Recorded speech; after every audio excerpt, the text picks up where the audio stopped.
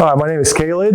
My name is Mario. We're from Perris Auto Repair Center. And we're talking about batteries and charging systems. So obviously charging system is a very integral part of your vehicle. It won't run if you don't have a charging system.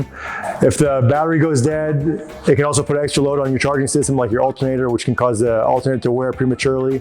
So you want to make sure your battery and your charging system are working properly because they work together. And a lot of times on these newer vehicles, everything is electronic. There's so many things. So when your alternator is not working good, it can trigger lights, you can shift improperly, you can have all kinds of issues that you wouldn't normally think is related to the charging system.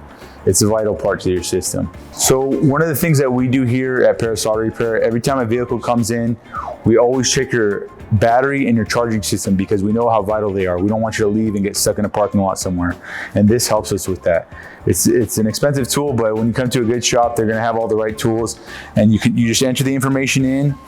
It'll tell you if your battery's good or if it's about to go bad or if there's a charging system issue. And then we can also measure the voltage of the alternator to make sure it's charging properly. You want it between 13 and 14.5 volts, somewhere around that range. Sometimes it can go to 15 with the newer vehicles because they have so much electronics going on, like I was saying earlier. Very important to get this test done. So if you have a classic car or a car that you just don't drive very often, like maybe a couple of times a month or something like that, you want to try to keep a trickle charger on the battery to keep it at around 12.5 volts because they do drain on their own if they're just left on their own, and then you're gonna have starting issues. Also, if the battery drains too low, then you try starting it. Like I said earlier, it's gonna put more load on your charging system, which can prematurely wear your alternator. It's good to get this stuff periodically checked. Batteries go out on any car, so it's a common thing that happens. Alternators too, there's a lot of weird things that happen when alternators go out, so it's good to know that stuff's working good and there's simple fixes usually. So if you do notice your battery's dead, you know that it's been trickle charged, or you know that it's fully charged, or there was no charging issue, you can change it yourself. If it's a very new car, like 2020 and up, be careful. Modules can get fried.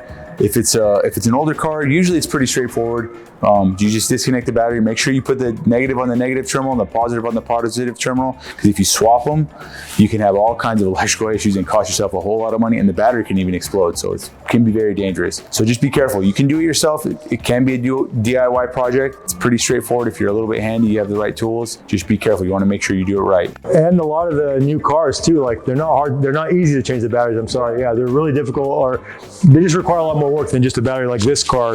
You got a 1970 Mustang, the battery's right there, you just grab it. Well, a lot of the newer cars, they're hidden somewhere. You got to remove a lot of stuff to get to them, under the seats, in the trunk. So it can require a lot more work and tools and equipment to actually replace the batteries.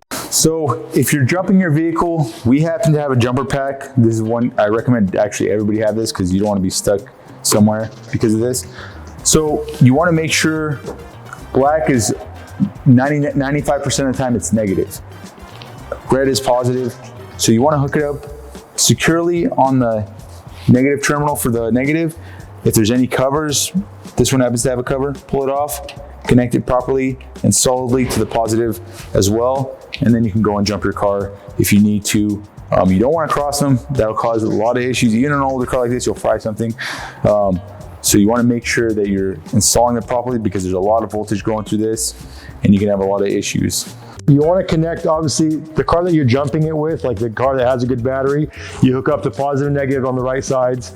But when you're hooking up the jumper cables to the car, you want to make sure the opposite end, these are not touching each other because they will short out.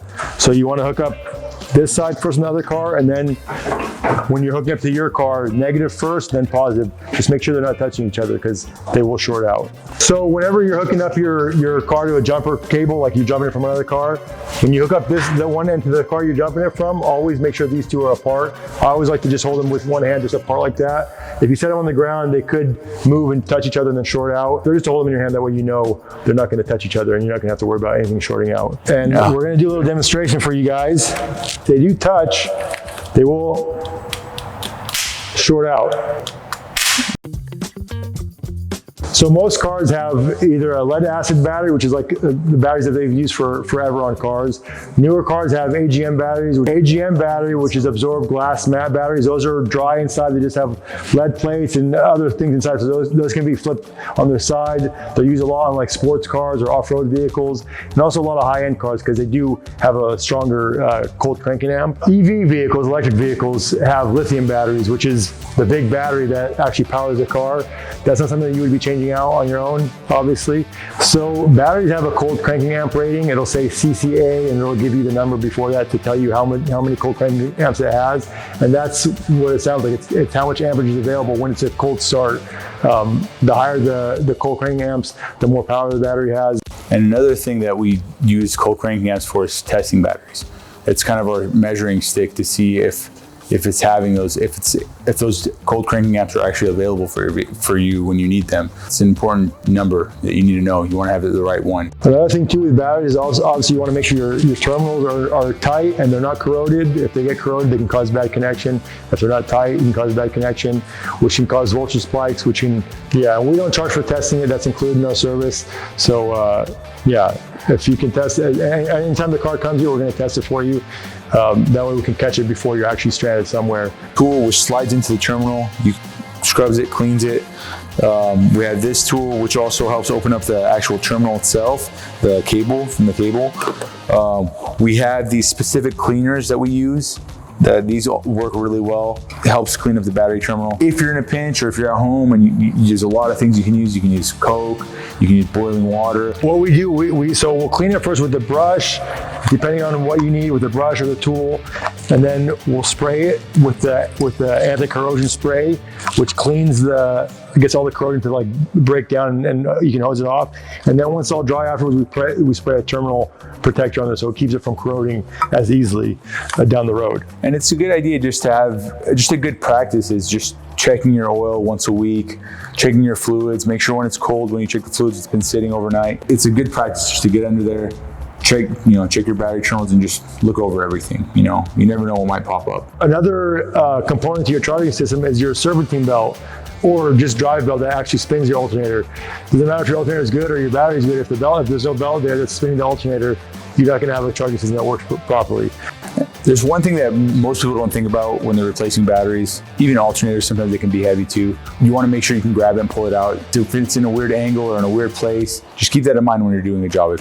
Quick little tip too, if you are working on your vehicle, it doesn't have to be with the battery, but if you're using a wrench, make sure you're not putting a wrench in between the two terminals because you will short them out and cause a spark, just like if you were to cross your jumper cables. Hopefully this video was helpful and informative.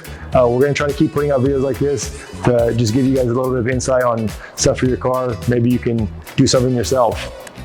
And feel free, if you guys ever want to call us, we're always here to help. We can always give you guys advice. It's no problem to us.